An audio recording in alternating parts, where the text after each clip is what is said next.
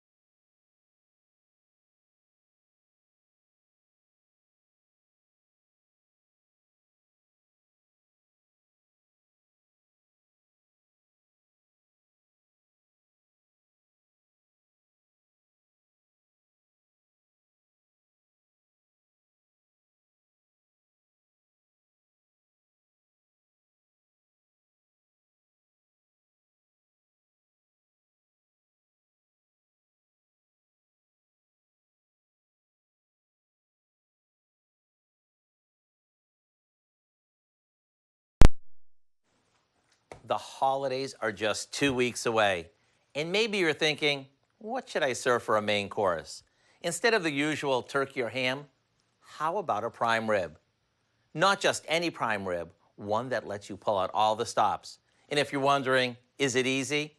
Well, it is. You want to start off with a boneless beef ribeye. Now, the size depends on how many people you're planning on serving. A good rule of thumb is to figure about 3/4 of a pound per person, since it'll shrink a little while it cooks. Okay, we rub this with a mixture of garlic, onion powder, kosher salt, and coarse black pepper. So how will we know when it's done? We can use a traditional oven meat thermometer that's inserted into the roast before it goes into the oven, or an instant read thermometer after it comes out. Either way, it should register about 140 degrees. Takes about 25 minutes per pound to give us a perfect medium rare. You can always cook it a little longer if you want it more done. While it's resting, we'll deglaze the pan in the oven or on the stovetop with a bit of red wine and some peppercorns. Now you carve this into thick slices and drizzle them with pan drippings for a main dish that's fancy looking, yet as easy as it gets. The recipe for this pepper-crusted prime rib and the Yorkshire pudding that we're serving with it are online now, so you can really impress your guests. I'm Howard in the Mr. Food Test Kitchen, where today we're looking for a fancy schmancy way for you to say, ooh, it's so good. Thank you, Howard. A seasonable start to your work week as we take a live look outside this afternoon. Cool and cloudy, but coming up, meteorologist Chris Reese is updating your first alert forecast. This is News 3 Now at noon.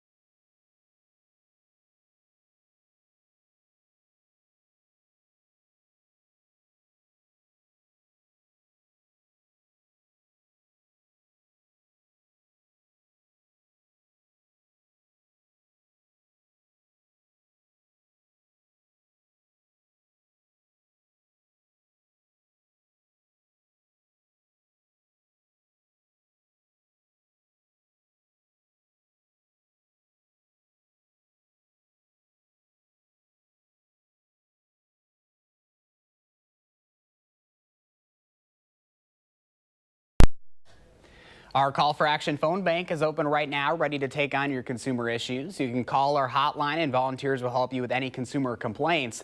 That number is 608-270-2833. Remember, this service is open every Monday, Wednesday, and Friday between 11 and 1. All right, let's take a look at Wall Street at the noon hour. The Dow is up 184 points, NASDAQ up 97, and S&P 500 up 28 points. Q106 Farm Director Pam Yankee is out of the radio barn today, so here are your farm numbers.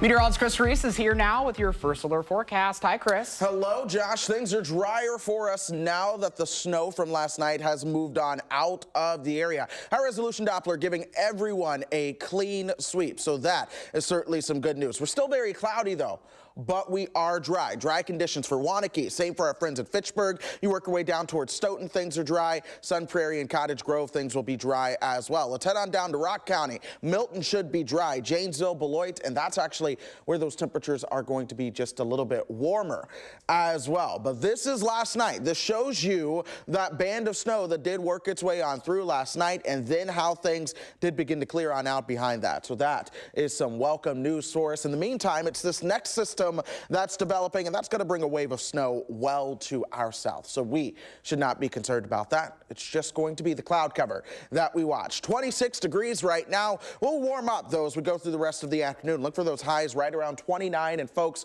I do believe that we will see at least a little bit of some sunshine by the time we get you towards the afternoon. Janesville at 27 right now, Mineral Point already at 30, and don't be surprised if more folks do see some of those highs into the 30s later on. I do think that is going to be very possible. Let's put things into motion. Here we are at 3:30. This is where I do think we begin to see the skies clear out just a little bit. We start to see more breaks in the cloud cover. That allows for clearing skies tonight and falling temperatures. Overnight lows are going to be down into the teens. Again, look for a low of 13 here in Madison. Tomorrow, this is Tuesday afternoon at 4:30, we start to see more clouds moving back into the picture. We'll see highs around 27, but I cannot rule out the possibility of some flurries as we move into tomorrow evening and the overnight hours as well. Again, it should not amount to much, but we saw what last night's flurries amounted to, so just keep that in mind. Wednesday morning is going to be cold, though, folks. We are going to be heading out the door Wednesday morning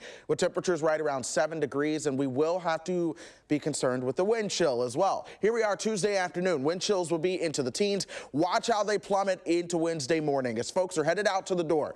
You're headed out to the bus stop. You're just going out in general. You will want a jacket. Wind chills could be as much as 10 to 12 degrees below zero in some spots. Right now, the forecast wind chill in Madison for 8 Wednesday morning is right at -6. Here's the weather pattern, though, as we go through the rest of the week, folks. We do stay dry. The only thing I'm watching is a weak system on Friday that may bring some extended cloud cover our direction. Other than that, more dry weather and warmer weather as we move through the weekend as well. But I'll tell you what, this one model does show a storm system starting to arrive on Christmas Day. We'll see how the timing plays out with that. But ultimately, one of the things we're watching is that as this cold air moves off towards the north and east, it's a warmer pattern that develops for most of the next 10 days. The only thing, and this is just me thinking out loud here, that I'm watching is you start to see some colder air develop towards the west as we're warmer in the east. This is kind of an upper atmospheric setup that does lead to some stormier weather here, but that doesn't seem to arrive until Christmas Day or just after.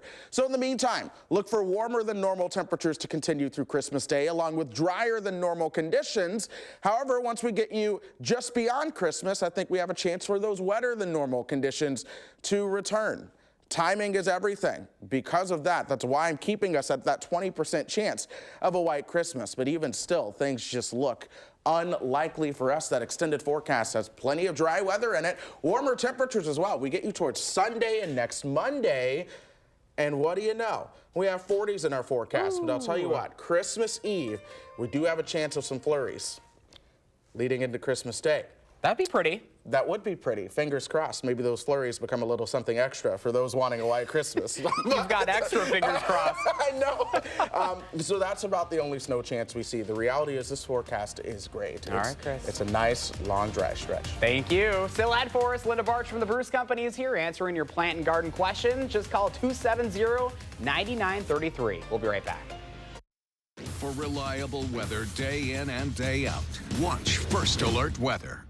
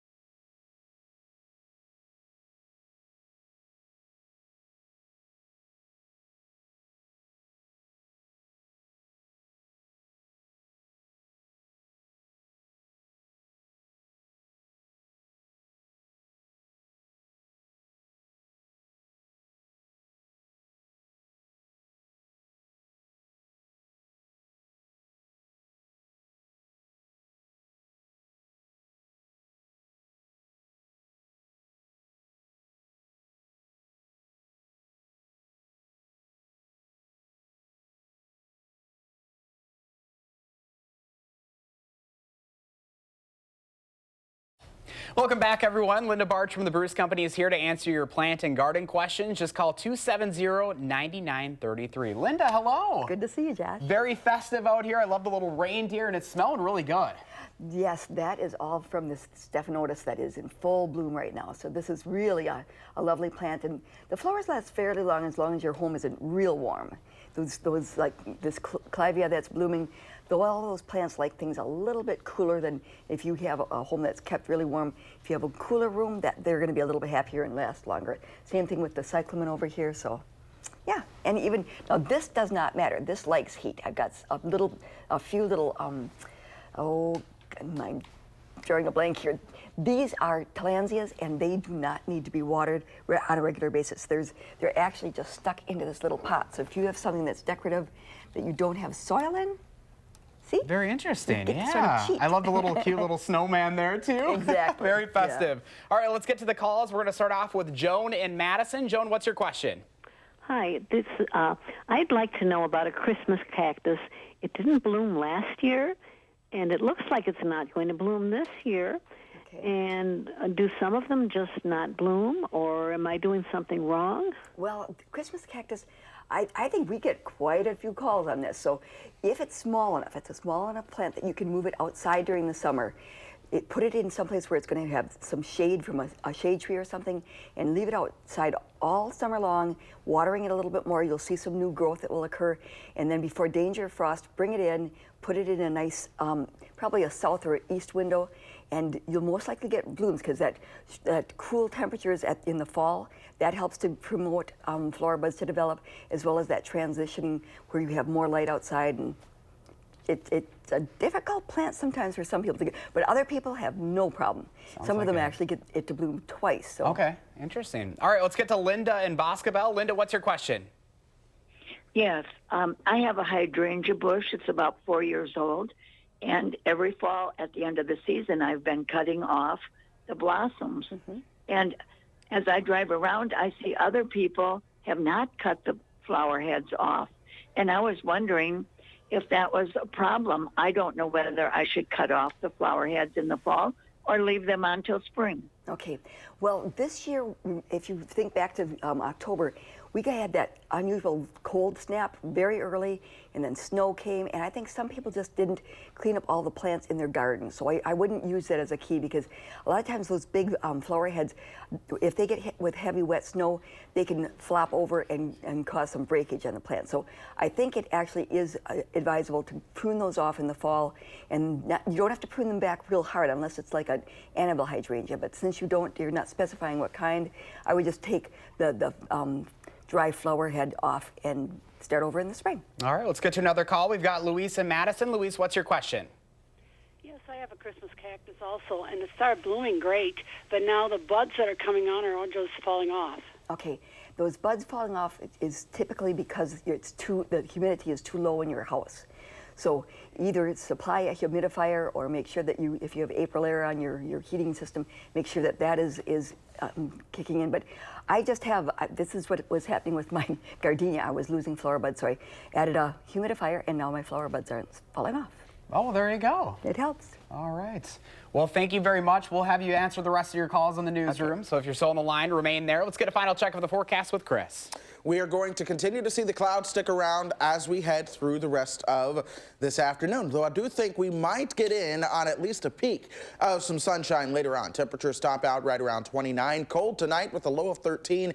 Even colder Tuesday night. We'll see a high of 27 Tuesday with some sunshine, but by Wednesday morning, folks, temperatures will be down around 5 to 7 degrees. You factor in the wind chill, it's going to be a lot colder with wind chills as much as 5 to 10 degrees below zero. So jackets will certainly be needed. Once we get through Wednesday, I think it's smooth sailing for this time of the year. 34 by Thursday, 38 by Friday, 39 Saturday, then the 40s arrive for Sunday and next Monday. But we are watching Tuesday and Wednesday next week. That's Christmas Eve and Christmas Day for a little system to bring a chance for some flurries. We'll keep a very close eye on it, but this forecast is primarily dry.